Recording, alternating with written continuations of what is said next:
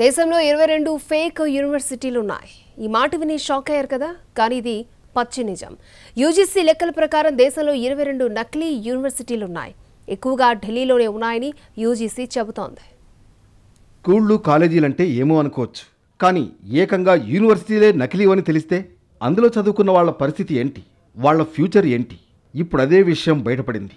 UGC data ప్రకారం దేశంలో 22 గుర్తింపు లేని యూనివర్సిటీలు నిర్వహిస్తున్నారని తేలింది. వీటిల్లో 9 దేశ రాజధాని ఢిల్లీలోనే ఉన్నాయి.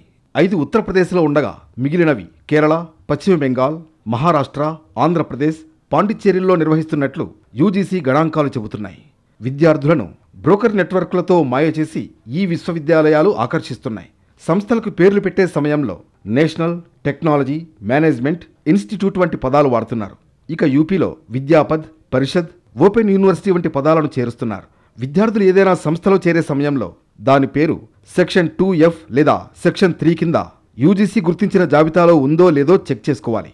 ఇక ఏఐసిటిఈ, పీసీఐ, ఎన్ఎంసీ వంటి కౌన్సిల్స్ నుంచి ఆయా సంస్థల్లో ఏ కోర్సుల నిర్వహణకు అనుమతులు లభించాయో సరిచూసుకోవాలని యూజీసీ చెబుతోంది.